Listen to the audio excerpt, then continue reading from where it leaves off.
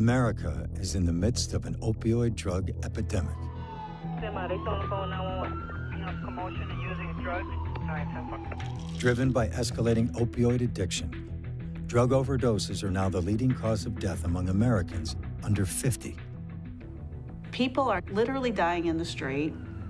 They're dying in their parents' homes. According to the Centers for Disease Control, the opioid epidemic is fueled by prescription pain medications. Great job. Way to communicate, good eye contact. Michael Israel dreamed of becoming an architect. In high school, he participated in a video project exploring the architecture of his hometown of Buffalo. These buildings have been here for such a long time. Michael didn't realize his dream. Despondent over an addiction to prescription opioids, he took his own life at the age of 20. When Michael said, "I'm addicted," it was a big surprise. The next question that came out of my mouth was, "To what, Mike?" And he said, "He's pain pills." The medical community has been overprescribing opioids. That's really the reason we're in the midst of a severe epidemic of opioid addiction. The doctor did prescribe the hydrocodone for your knee pain. It's very important that you only take it as needed. I think some physicians don't appreciate how potent these drugs are and don't necessarily appreciate how many problems they can create. How did the painkillers work out for you originally? Started okay. Then I couldn't get enough. West Virginia has been ravaged by a flood of opioids. The epidemic we have in Ohio is fueled primarily by the pain med problem. The opioid epidemic has spiraled as many addicted to prescription pain pills turn to cheaper and more available street drugs like heroin and fentanyl. So Cameron was my son. He was wrestling and he broke his collarbone. So he was prescribed Percocet. I never in a million years thought my boy would be a heroin addict. There's a lot of blame to go around. Patient demand, pharmaceutical companies, doctors there easy with a prescription pad, health insurance came in that would pay for all this stuff. I can't imagine anything else that would happen in our community that would be associated with that many deaths. I don't know where the outrage is.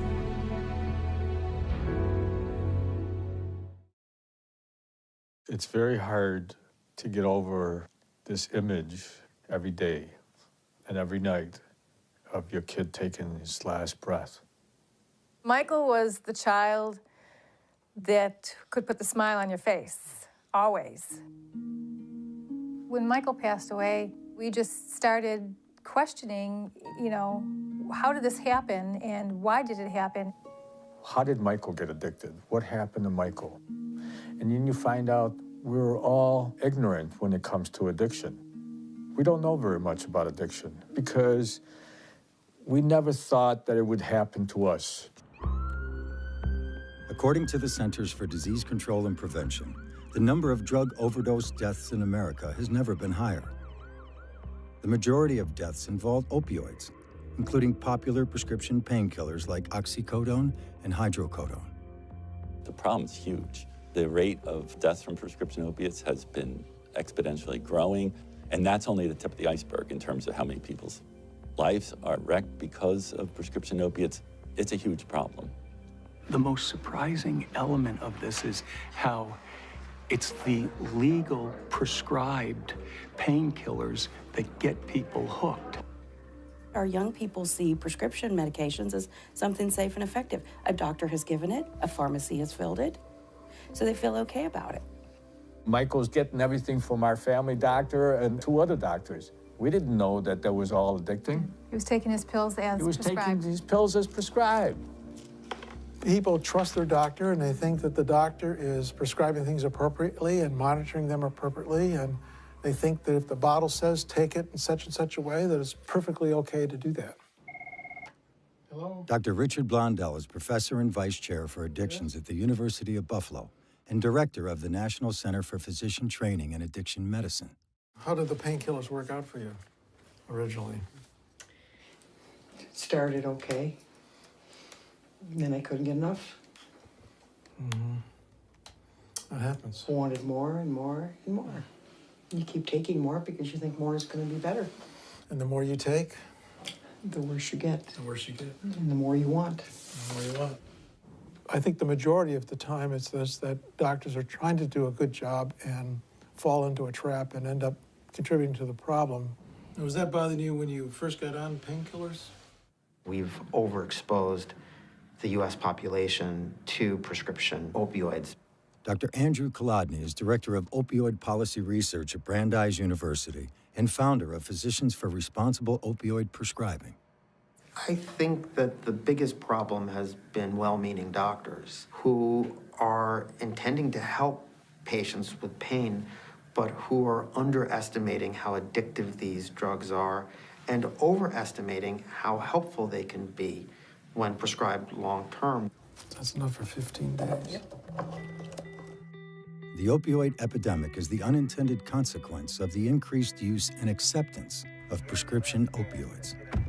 It is made worse because many who become addicted to prescription pain pills eventually turn to cheaper and more available street drugs like heroin and fentanyl. Before they're using heroin, they're opioid addicted, and that addiction develops through prescription opioids. The reason that we're experiencing record high levels of overdose deaths, the reason we're seeing heroin and fentanyl flood into non-urban areas, the reason we're seeing soaring rates of infants born opioid dependent or outbreaks of injection-related infectious diseases, the driver behind all of these problems is the increased prevalence of opioid addiction in the United States. Used properly, prescription opioids ease short-term pain from surgery or a broken bone. They also manage severe pain for cancer and end-of-life patients. But the amount of opioids prescribed in America greatly exceeds what is required for those uses. When Michael passed away, Avi was angry. He was angry that it happened, and it shouldn't have happened. Yeah, there you go.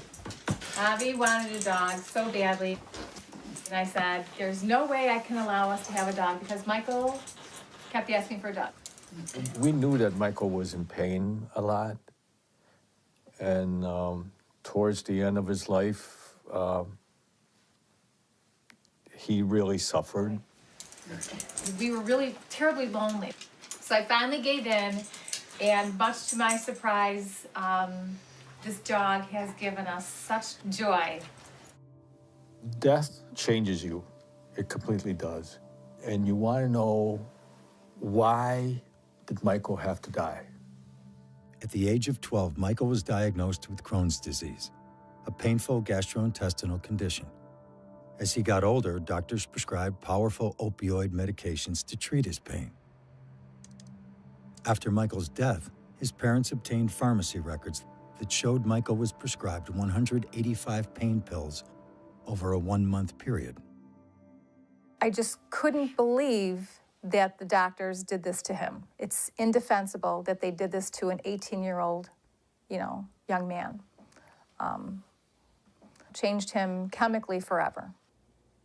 This thing takes a beautiful person and turns him into a monster. That's my beautiful little baby. Yeah, who are you? You know, what happened to you? Yeah. You know, what's going on? And you don't understand what's going on. The reason that the United States is in the midst of a severe epidemic of opioid addiction is because the medical community began to prescribe opioids very aggressively.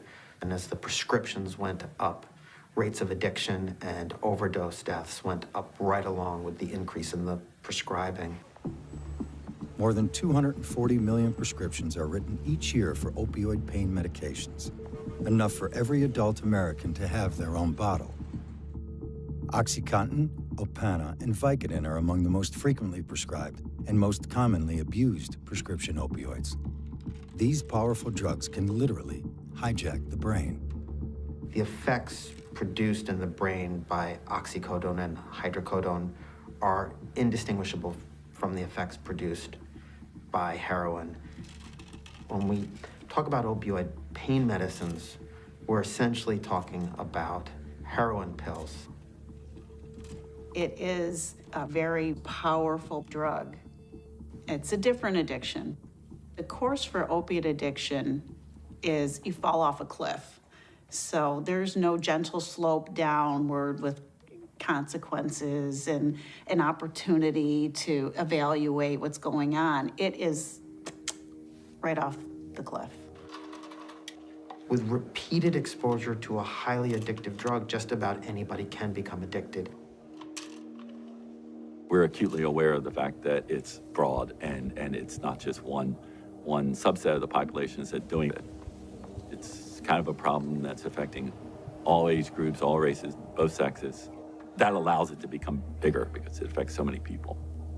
Unlike previous drug crises in the United States, the opioid epidemic impacts rural, city, and suburban communities and touches every socioeconomic group. Opioid addiction is a 50-state epidemic. Wyoming County is a rural county, population approximately 23,000. Very tight-knit, hard-working type communities here. The mountains are beautiful here. I mean, the people are genuine and good people. Oceana is a close-knit community. They're still good here, but through the years it's progressively gotten worse, and it is getting worse. West Virginia has been hard hit by opioid addiction. It has one of the highest opioid prescription rates in the country and has one of the highest rates of opioid overdoses and deaths. The majority of our kids are affected by drugs in their immediate family. Good morning. In our career education class, we've talked about what do you want to be when you grow up? We know that we have to meet their basic needs before they'll ever reach out to, English or math. We're going to talk to each other, kind of be a sounding board. What does this career really, consist of? Primarily, we focus on keeping and making our kids feel safe. Got it? And learning does take second to that. If they don't feel safe, how can we expect them to learn? First of all, let me thank you so much for allowing me to come back to beautiful Oceana. Senator Joe Manchin visited Oceana Middle School in 2011 as a newly elected senator. He came to talk about education and jobs, but the middle school students had other things on their mind. So when I came down 5 years ago, that's what we were talking about the jobs opportunities. And then there were some students that wanted to talk to me. They wanted to share the life that they were challenged with living in an area that become truly overrun by drugs. Chelsea was a 7th grader when she met with Senator Manchin in 2011. He came to our small community, and the conversation led to the problem with drugs in our community. Oceana is a wonderful town, wonderful people, great place to live, but then there's the drug problem. My mom and dad were divorced when I was in the 6th grade, and it was because of drugs. My dad was in a coal mining accident, and he soon after became addicted to painkillers. And he started putting those medicines before us. Chelsea was in the audience when Senator Manchin returned to Oceana Middle School in 2016. The senator was hoping to hear more encouraging stories from a new group of middle school students. He didn't. I think that what is wrong with our community, like the drugs in it, I haven't really seen a change because I don't know how it was like before, but my parents and my grandma and my aunt used to talk how it would be safe at night and you could do whatever you want. You could walk the streets and you wouldn't have to lock your doors and have a doubt about anyone, and now everything is dangerous and you don't want to go outside alone even in the daytime. It's still that way here. You're still seeing that? Yes. My stepdad did him. He beat me and my mom, put a gun to my head's mom and me. What do he want you all to do? He wants you to take drugs too, or he wants your mom to take drugs, or he was just out of control? He wanted my mom to take drugs. She wouldn't do it. Is he gone now? Is he out of your life? He shot himself because of it after he killed my mom by shooting her up 3 times with Oxycontin. He didn't want a divorce. She did. How old was your mom? 20. I was 5. But to have a child tell you that my mother was shot with a needle with oxycodone, and the first shot killed her, but the guy shot her 2 more times to make sure she was dead. For a little 12-year-old girl to tell you that, now think about it. You've seen the horrific effects it's had on your families. You've seen death in your family at a very young age. No child should go through what you went through. You know, this is life. This is how it is. Many kids don't know anything differently. They don't know that another world exists. You know, to them, this is normal. I took away from that conversation just as another day. I live that day in, day out from a lot of the cases that we have here.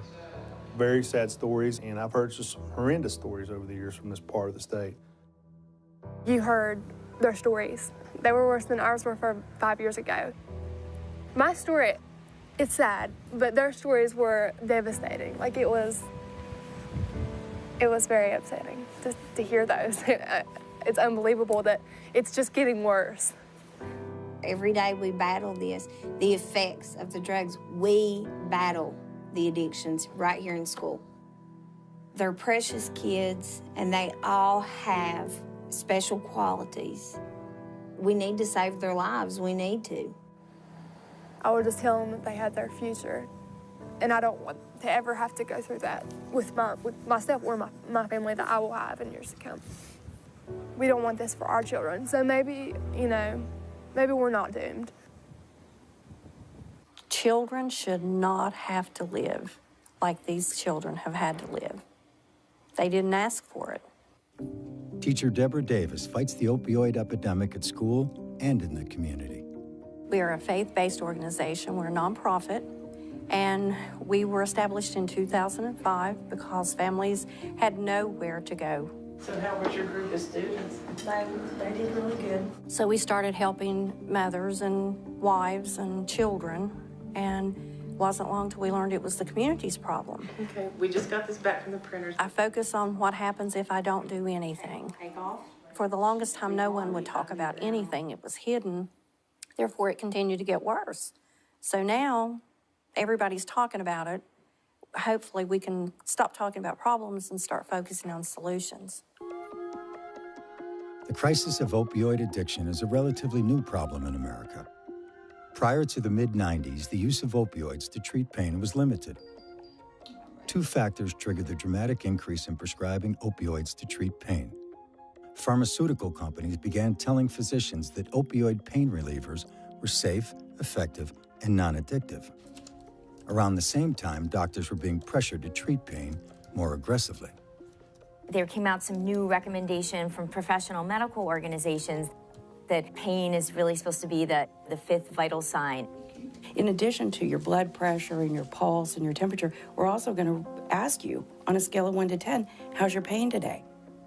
And if your pain's a 5 or greater, then the physician feels a mandate to medicate that. Taking 2 a day, so the maximum daily dose. The medical community begins to hear that we've been allowing patients to suffer needlessly because of an overblown fear of addiction, that the compassionate way to treat just about any complaint of pain is with an opioid. So there was a perfect storm of public demand for the treatment of pain, and the pharmaceutical industry right there creating a whole new generation of powerful drugs. Oh, your hands are... Pain is the #1 reason people visit a doctor.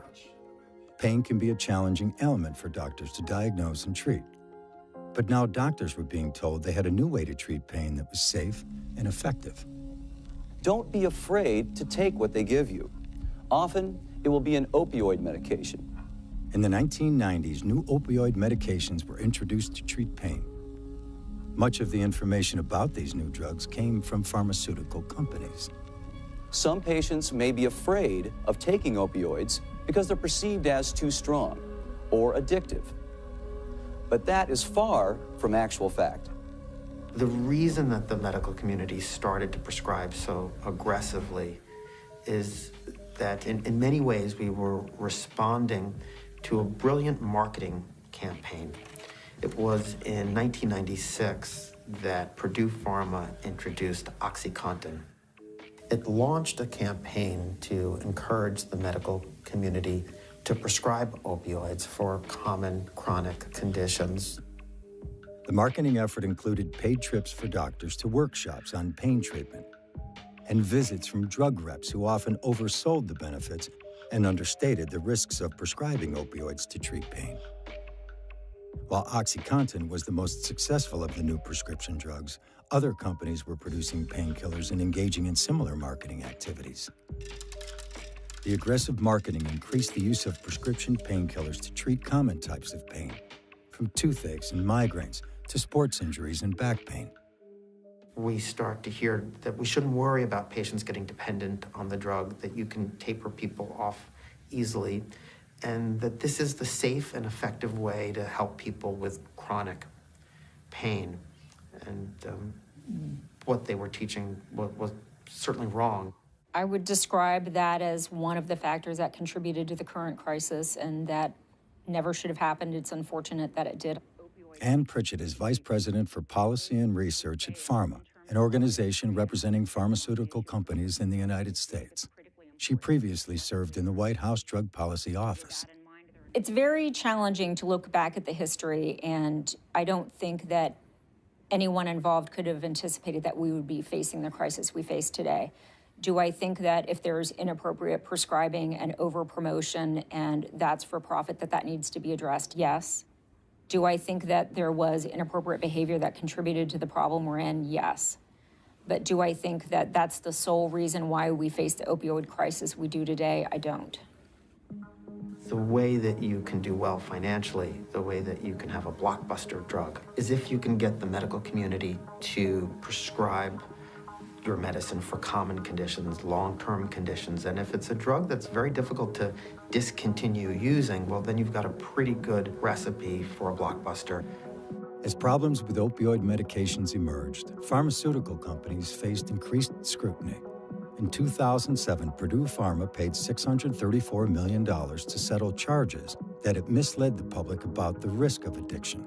The epidemic we have in Ohio. In 2017, several states filed suit against a handful of pharmaceutical companies accusing them of conducting marketing campaigns that misled doctors and patients.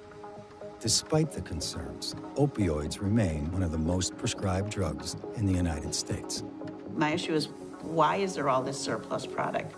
I don't know why pharmaceutical companies are not held accountable to that. If there's only this much pain demand, but this much product, then obviously you know your product's being used for other purposes. Since 1999, sales of prescription painkillers in the United States have quadrupled.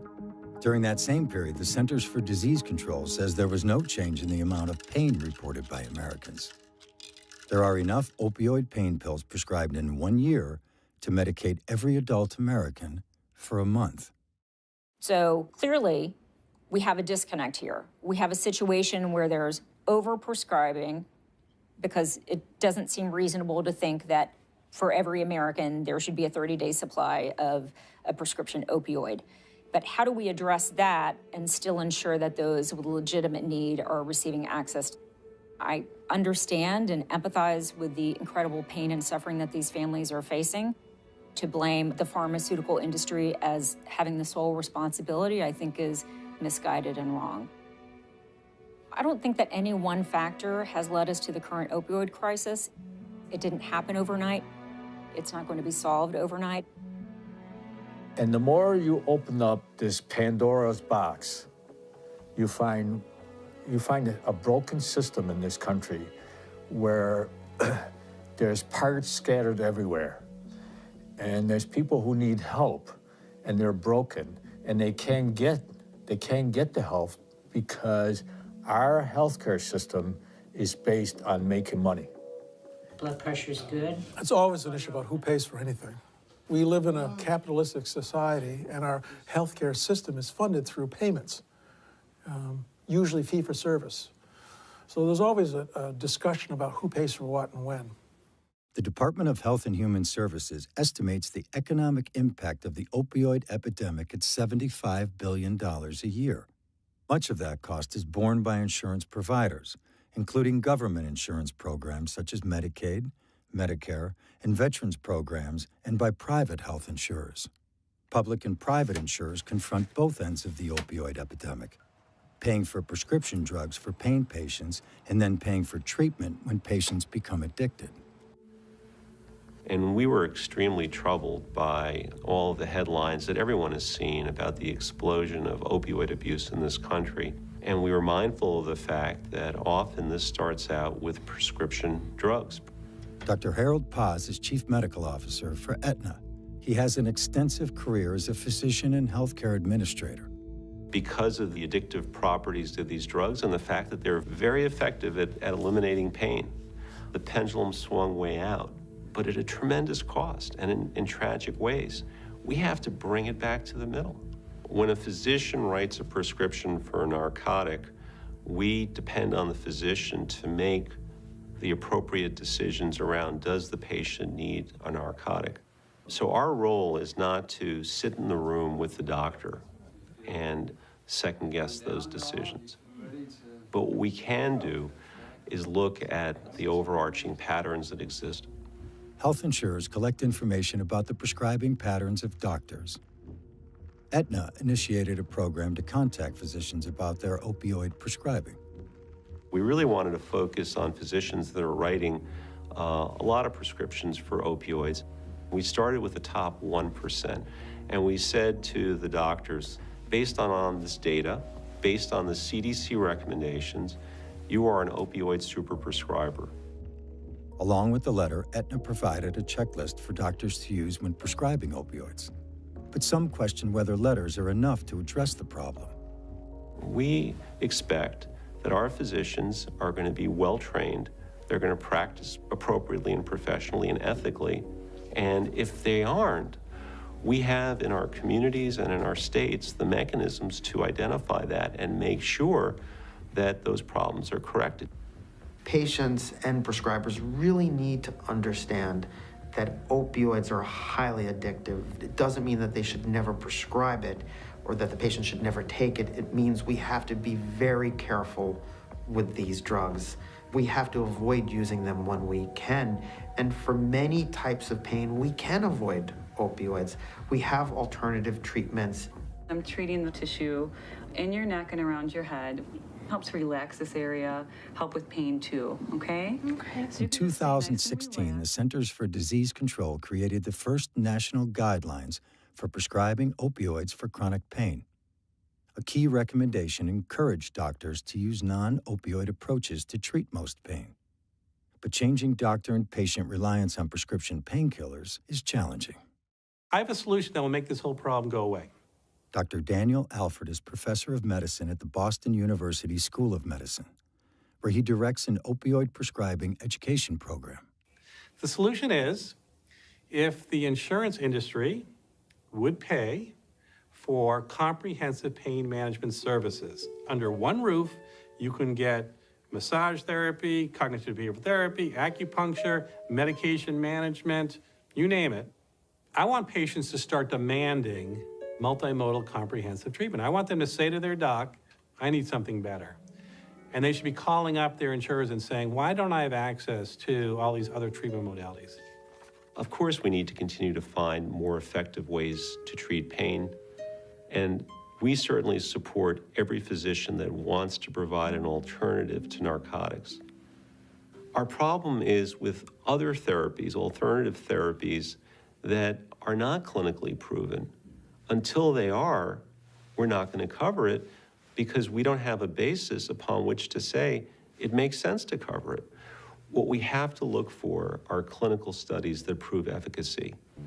Some alternative treatments are covered by insurance, but coverage varies from company to company and state to state. Insurers face pressure to pay for pain medications, but are also challenged to control overprescribing.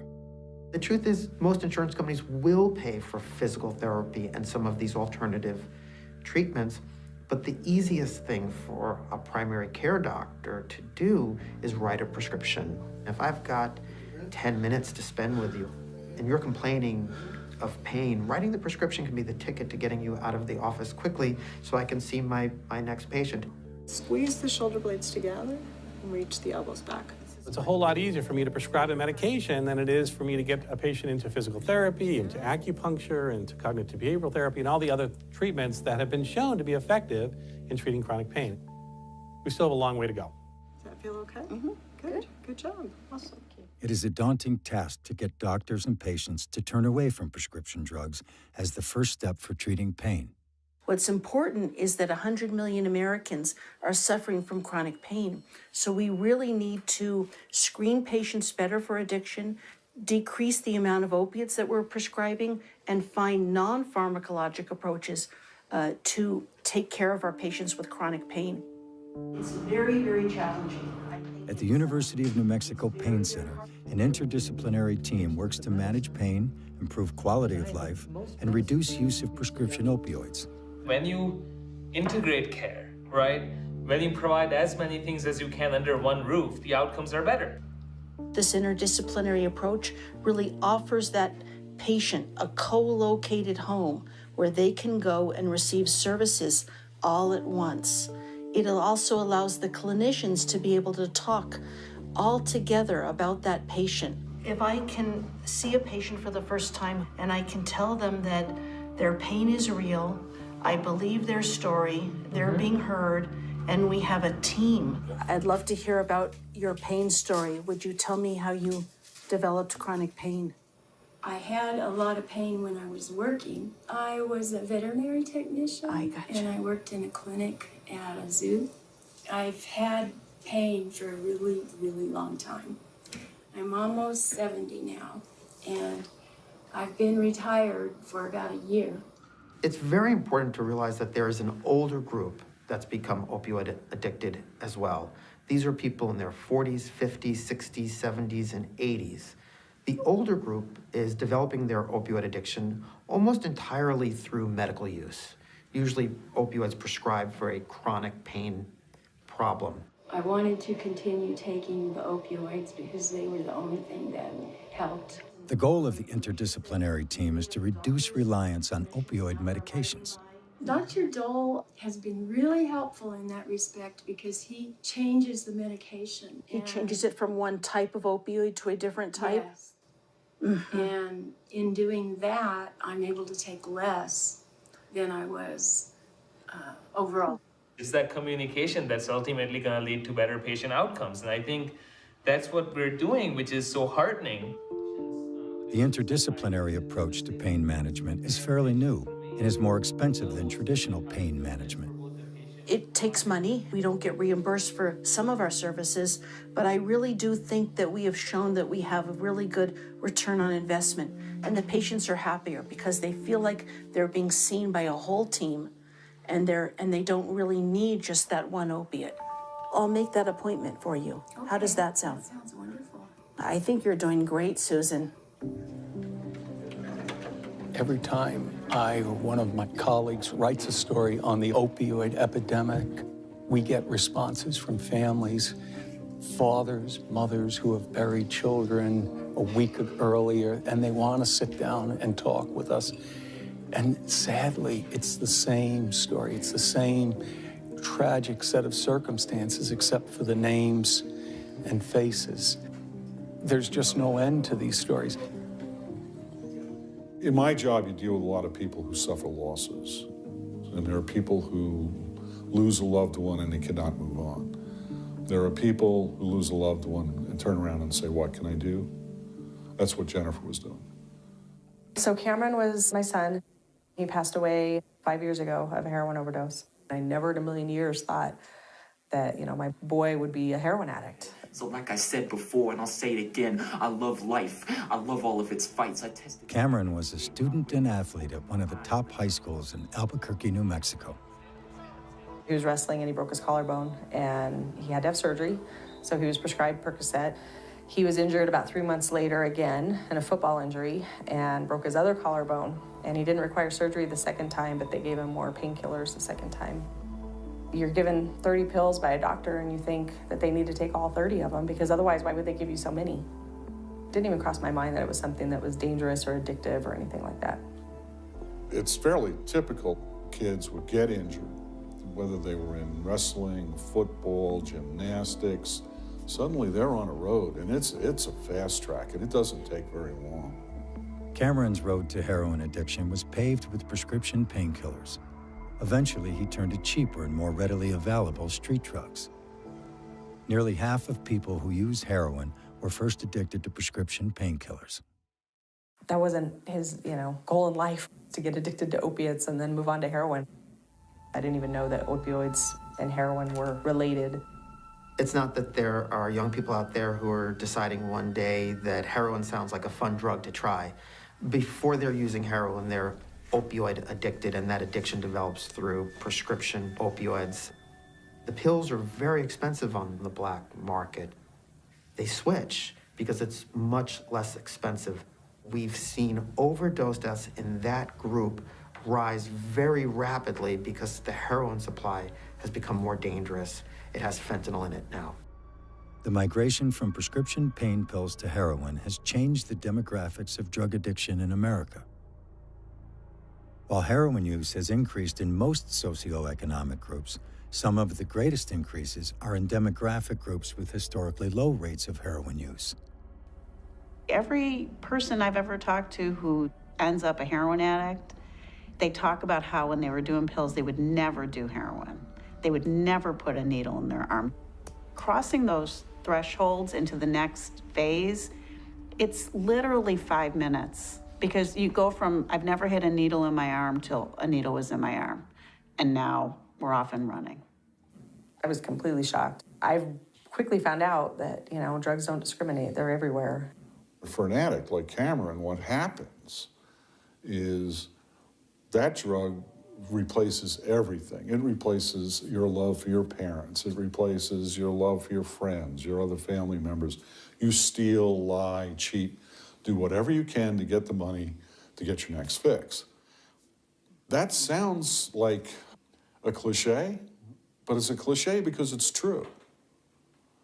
That's what happens. Since my son passed away, my life has completely changed. I felt like nothing was the same anymore, and nothing meant as much anymore. And so it was very difficult, and it's still very difficult. Even though it's been 5 years, it still feels like it was yesterday. As with many parents who lose a child to opioid addiction, Jennifer has devoted her life to helping others. She started Serenity Mesa, a youth addiction recovery program. We do long-term treatment for young men aged 14 to 21. And we provide not only drug treatment and counseling, but life skills, high school education, and job placement, job readiness programs, things like that. And we're able to really dig deep into some of the trauma and some of the underlying issues that may have caused their substance abuse in the first place. Helping others deal with addiction has helped Jennifer face her own loss. It helps to help other people, and to see, all the young men at Serenity Mesa and the progress that they make and how well they do. They're battling to save their life right now. They don't realize it because they're so young, and that was the issue, I think, with Cameron, is he was just so young. He didn't know he was dealing with a life or death situation. He just thought he could quit whenever he wanted to, and everything would go back to normal. They say that you learn to live with grief. You don't get over it. It doesn't go away, but you learn to live with it. But, I still think about him all the time. It's been said to me that these people aren't bad people trying to be good. They're sick people trying to get better. With the opiate population, it's different in the fact that a lot of times they don't see this train coming down the tracks. It's an injury, it's a surgery, and oftentimes that's where it starts. Hey, Bill. How are you? Good. Nice to see you again. Yeah, so it's been, 2 weeks now? I was 15 years old and I had a tumor in my spine. Spent a week in the hospital. They sent me home with a bunch of medication. I ended up being addicted to opiates. I gave up. I didn't care what happened to me. It's a pretty horrible feeling when you don't really care if you live or die.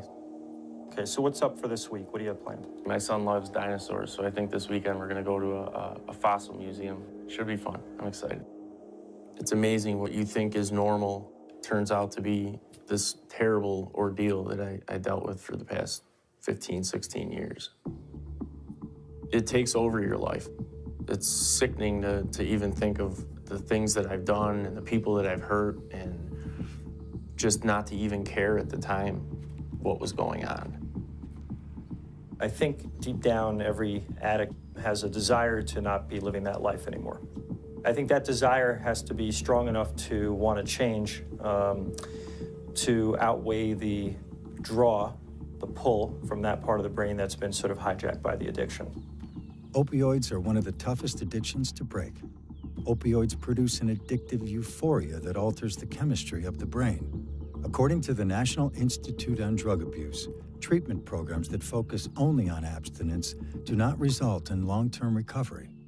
The reality is there's no fix, there's no cure for this disease. There's a lot of work involved in this. It's not just a quick fix or a miracle cure. There's not a magic bullet out here. We don't have a one and out, well, come in and we'll save you and you're gonna be all good. It's a long and difficult road. Opioid addiction is a chronic disease, like diabetes or heart disease. All need to be managed for a lifetime. Treatment for addiction typically includes some form of individual or group therapy. What you become when you're getting high is not who you are.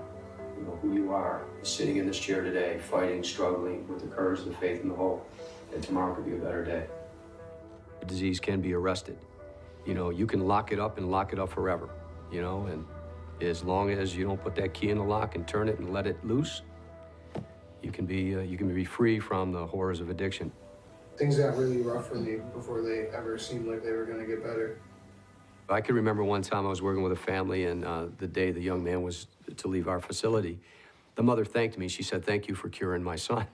And I said, "I'm sorry, there's really no cure. This is a daily reprieve contingent upon what your son is going to do moving forward."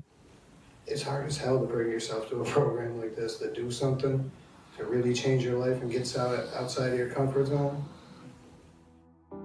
Treatment must address changes to the brain caused by opioid addiction. Medication-assisted treatment is a proven effective treatment for individuals with opioid use disorder. Use of medications helps to wean the brain off opioids and improve outcomes for addicted patients. One of the most effective treatments is a medicine called Suboxone or buprenorphine. It will control people's cravings, and it reduces the risk that they're going to die of an overdose. Opioid replacement with buprenorphine is one of those things that for many people is a game changer. While medication-assisted treatment improves the chances for recovery, there is a lingering issue of why treatment for opioid addiction often fails. Oftentimes, it's not just one treatment, it's multiple treatments. And that's where I think the frustration comes in, where people think that, you know, recovery doesn't work. You know, it's fruitless. It's just not going to happen. You know, my loved one's been through this 3, 4, 5 times. Once somebody becomes addicted to opioids, it's a lifelong problem. They're not going to get better by checking into a rehab for 30 days or getting detoxed. The treatment is generally going to be very long. What we need to do is look at addiction as a continuum. Treatment doesn't end at 1 year, doesn't end at 2 years. I think what we're faced constantly is families, friends, employers that think that a stint in a rehab for a month means potential success. But for the most part, people will have lapses. Because information about treatment is not well documented, it is hard to know how many people relapse. But relapse does not mean failure. You go into treatment and it doesn't fix you. And you're going to have people who fall off the wagon. And, you know, but the thing is not to condemn the kid, is to say, okay, we need to start all over again. We have to prepare people for a relapse better because it is likely. That's what the research tells us. That's what we see on the ground. And families, people need to be prepared for that. Addiction is looked at as you did it to yourself. It's your problem. Pick yourself up by your boots, pull your socks up, and go take care of yourself. It doesn't work like that. It doesn't work like that at all. Is everybody excited about getting going here today? Yeah, all right, let's do this. One of our most popular classes are cycling or spin, as people know it. Treatment goes beyond dealing with the power of the addiction to help patients reconnect to seemingly ordinary activities. Pick up your pace a little bit. It not only helps with your fitness, improve fitness, but it also improves your mood, which will then, they'll feel better about themselves, they'll have better confidence in themselves, because they are very broken when they first come into us. It's not hopeless, but because it's not an easily resolved problem, they're scared out of their minds. It took me to get hope in myself that I could do this before I could even really make any actions toward recovery. You walk around here and you talk to the people that are here, and for this point in time, they have a chance. The challenge for many is finding access to treatment. The National Institute on Drug Abuse estimates fewer than 12% of Americans suffering from substance use disorders receive treatment. For many, the stigma associated with opioid and heroin addiction gets in the way of treatment. But when you talk about addiction, sometimes that triggers responses based on prejudice and ignorance. So there are some who might think that it's not a medical problem at all. It's just a moral character defect. It's a really important thing to work on yourself and have goals again. What I don't like about describing this as an abuse problem is I think it puts in people's mind the notion that what we're dealing with is a problem of people behaving badly, taking dangerous drugs because it feels good and they're accidentally killing themselves in the process. That isn't what's going on. Once you're addicted, you're not doing it because it's fun or you're choosing the lifestyle. You're doing it because you have to. Those are things that we can use for our recovery. You should not be ostracized and you should not be punished because something happened to you unintentionally or accidentally. The families that are grappling with a loved one that is in the throes of addiction, our message from personal experience to them is grab your child, hold them tight, and let them know that you're in it together. You know, it's not just them alone. You're in it together because that child is in for the fight of their life, for the rest of their life. This disease has been killing thousands of people in the past few years. When Avi and Julie Israel lost their son to opioid addiction, they wanted to help other families. This is all about awareness to a very horrible addiction. Avi and Julie started Save the Michaels of the World in hopes of preventing other family tragedies. This disease is killing people across the country. You know, there's no boundaries to it. There's no class levels. There's no education levels or any of that stuff. There's people dying all over.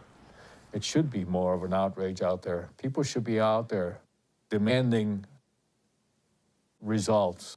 I think there's not more outrage because the people that are not affected don't think it's going to happen to them, which, you know, that's a false sense of security because, you know what, you are one car accident, one surgery, one wisdom tooth, one sports injury away from the disease of addiction, because that's how fast it can happen to your family.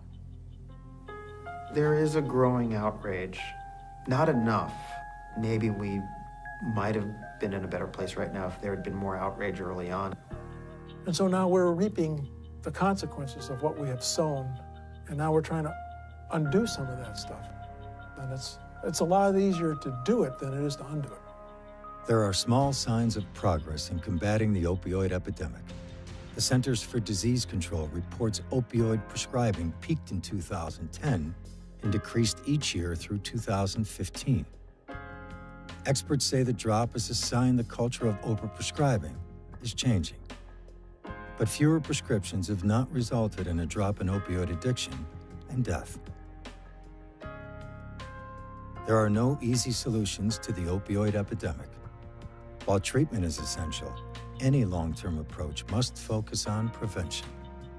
If we had the right education and people were motivated the right way, they wouldn't get this disease in the first place. So there's a great amount of hope if we shift our thinking about our approach to this disease and shift more towards prevention and early identification. The way you respond to disease epidemics or outbreaks is really by accomplishing two things. The first thing that you need to do is to prevent new cases of the disease. You want to contain it, keep new people from getting it.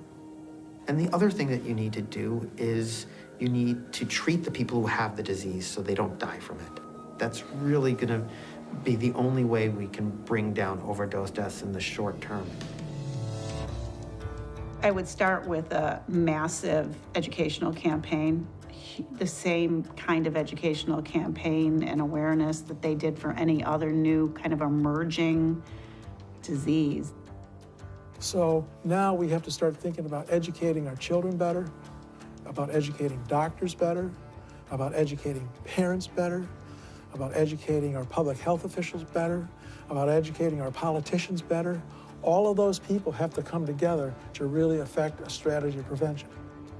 Well, I believe that we need to educate at a much younger age than we do now.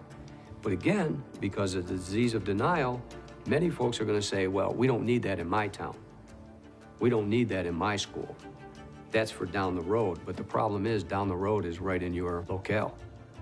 We've got to fix this. And it's going to take some big-time solutions here. This is not going to be something where you put up a couple of billboards and it's all going to get better. People want it all fixed next month. You know, here's the problem, now at 5 o'clock, solution, film at 11. It ain't going to happen. Everybody has to accept their little piece of responsibility for this and do their part to fix the problem. As long as everybody's saying, pointing the fingers and blaming somebody else, it's not going to get done. But I think what is beginning to have an impact is increasingly you're seeing families that have been affected by the problem speaking out. And some of these family survivor advocates are having an impact. I think prevention is key. Educating the parents, educating the coaches, educating the kids through the school systems. How many of you found something interesting? If we had prevention programs in all the schools and all the districts from an early age on up, then kids would have the education, parents would have the education, and all the people around them, you know, the coaches, it's a community problem. Wherever there's a propensity for somebody to get an opiate, whether it's a dentist, a doctor, wherever, the education needs to be there. The families that are left behind who want to tell the stories because they don't want it to be that their child or loved one died in vain. They want to spare other people the agony of losing a loved one. And I think that's going to be the strongest, boost to really changing society's attitude. In life, as in death, you fight for your children. It's Michael's spirit that drives us. You don't want the world to forget that there was a kid by the name of Michael Israel that lived here. He was a good kid. He was a terrific kid. And we miss him. He has also put us on a path and a journey where we're gonna take it to the end. There's no turning back now. We watched a beautiful boy go from jumping around and everything and being so funny into suffering. And so you fight for him. And we took him all over to get him help. And now we're taking Michael all over to get other people help. When we first started talking about this, we were like a little flickering candle. And now we have like a flashlight beam. It's still not daylight out there. We still got a long way to go. It's moving in the right direction. And unfortunately, it's taken a lot of death to get this movement. And it's going to take more death before this stops. I see tragedies for sure, but I also see successes. And that's where the hope comes, because it doesn't have to be like this. Our society doesn't have to be riddled with addiction. We don't have to pick up the paper and read about all these kids that overdose every day. We don't have to do that. We can do better. We know how to do this. It's just getting the will to do it. That's the hard part.